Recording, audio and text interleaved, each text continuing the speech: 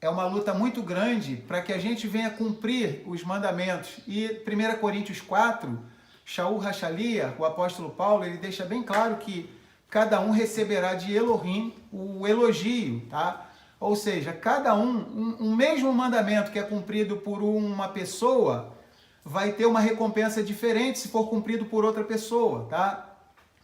Ou seja, a gente lembra disso, né? Que a geração de Moisés e Arão, Moshe e Arão, no deserto, elas tiveram mérito em cumprir os mandamentos no deserto? Sim, mas nós que estamos na diáspora, tá? Quando cumprimos os mesmos mandamentos, é imputado para nós o quê? Um peso maior, porque Elohim vai julgar cada um de acordo com a sua dificuldade, tá? Ele é um justo juiz, tá?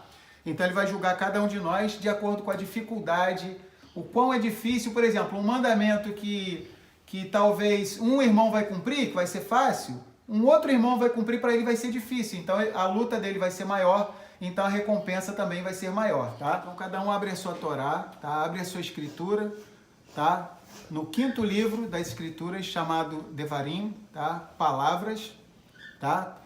Traduzido para o português como Deuteronômio, tá bom? Deixa aberto aí no capítulo 21, a partir do versículo 10, tá? Deuteronômio, Devarim, 21, 10. Deixa aberto. Daniel vai ler para nós o início da Parashá, tá? Pode começar. Ki tetse lamilchama al oivecha unetanu Yahuah Eloheicha beyadecha veshavta shivyo veraita bashiva eshet Yefat Toar Vehashkta Bar Velakarta Lecha Leisha. Aman, Todarabá. Começou a gravar aí, Davi? Começou, né? Então, se de vez em quando eu parar de olhar para cá, tá? E eu olhar para lá é porque tem uma filmadora lá, tá? Tá gravando ali no meu celular, que é pra gente postar, tá bom? Então, vamos lá, vamos deixar aberto aí. Então, essa Parashá é a Parashá de número 49, tá bom? Em um total de 54 Parashiot, tá? Plural de Parashá é Parashiot. Parashá significa porção. Parashat Shavua, porção semanal.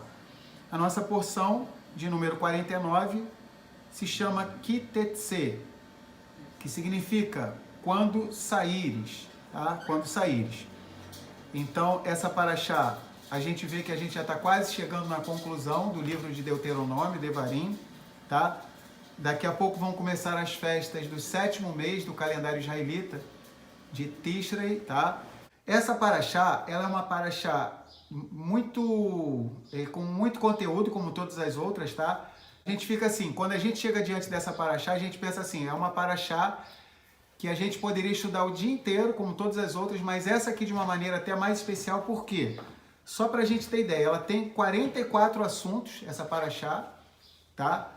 Então ela tem 44 assuntos. Então imagine o quanta coisa tem de conteúdo nessa Parashá. Ela tem 110 versículos, 44 assuntos. De mandamentos, ela contém 74 mandamentos. Olha só, 613 mandamentos da Torá. Tá? Ela contém mais do que 10% dos mandamentos de toda a Torá. Olha que coisa interessante, tá? Então ela contém 74 mitzvot. Se ela tivesse 61,3 mandamentos, tá? Se fosse fracionar, ela já teria 10% dos mandamentos da Torá. Só que ela contém 74 mandamentos, a saber, 27 mandamentos positivos e 47 negativos. 27 mandamentos positivos, faça isso, faça aquilo, e 47 negativos, tá? Não faça isso, não faça aquilo. Então a gente vai estar lendo o resumo da Parashá, tá? A gemátria dessa Parashá é 521, tá? 521, 5 mais 2 mais 1 vai dar 8, aponta para o quê? A eternidade, tá bom? Então vamos lá, essa Parashá começa dizendo, quando saíres a peleja contra os teus inimigos, e Yahuah, teu Elohim, os entregar nas tuas mãos, e tu deles levares prisioneiros, ou seja, 521 vai apontar para o número 8, 5 mais 2 mais 1 é 8. Se quisermos ter acesso ao mundo vindouro, que é tipificado pelo 8, temos que sair a peleja contra os nossos inimigos, tá? Então, essa é a mensagem codificada através da gemátria para todos nós. Vamos ler o resumo da Parashá? Paraxá Kitetse, conforme eu falei, é a paraxá de número 49, num total de 54. Então, a gente vai ter que resumir muito, porque é humanamente impossível nós abordarmos todos os assuntos, tá? Então, essa a gente vai ter que realmente resumir muito, porque contém 44 assuntos, tá? E 74 mandamentos, 110 versículos, então ela é bem grande, tá? Vamos ler o resumo e a gente vai comentando, tá? O Daniel leu para nós, só antes de ler o resumo, ele leu para nós os 2 versículos iniciais. Quando saíres a peleja contra os teus inimigos, e Yahuá, teu Elohim, os entregar nas tuas mãos, e tu deles levares prisioneiros, e tu entre os presos vires uma mulher formosa à vista, e a cobiçares, e a quiseres tomar por mulher, né? Então ele leu esses 2 versículos iniciais, tá? Então, num nível mais profundo, tá? A gente vai estar lendo aqui o comentário do Rumash daqui a pouco, tá? Aliás, eu vou ler antes, tá? Aí depois a gente vai para o resumo, tá bom? Olha que comentário interessante do Rumash, tá? É uma coleção que tem belíssimos comentários, tá? Essa coleção, ela diz quantos mandamentos tem numa paraxá. Já mostrei algumas semanas atrás, tá? São 5 volumes, tá? O Rumash. Esse aqui é o de número 5, tá? Devarim, Deuteronômio. Então, olha que comentário interessante sobre o nome da paraxá. Embora o ideal de paz seja tão proeminente na Torá, Yahuá designou e criou o mundo de tal forma que ele deixa o homem sujeito a uma luta interior quase que constante. Então a gente sempre vai estar em luta, né, na nossa vida, tá? Sempre vai estar em luta, quase que constante, tendo que guerrear implacavelmente contra a sua má inclinação. Em hebraico, nós falamos o que? Yetzer Hará. Nós temos Yetzer Hatov dentro de nós, inclinação para o bem, e temos também o que? Yetzer Hará, inclinação para o mal. Como o Criador sabe que nós temos mais inclinação para o mal do que para o bem, ele deu 365 mandamentos proibitivos. Não faça isso, não faça aquilo. E 248 positivos. Faça isso, faça aquilo. Lembrar que nessa paraxá, ela tem 74 mandamentos. 27 são positivos e a maioria, 47, são mandamentos negativos, tá? Então vamos lá. Embora o ideal de paz seja tão preeminente na Torá, Yahuá designou e criou o mundo de tal forma que ele deixa o homem sujeito a uma luta interior quase que constante, tendo que guerrear implacavelmente contra a sua má inclinação, Yetzer Hará. De fato, o Zohar, para quem não conhece, tá? É uma obra muito famosa em Israel, tá? O Zohar, tá?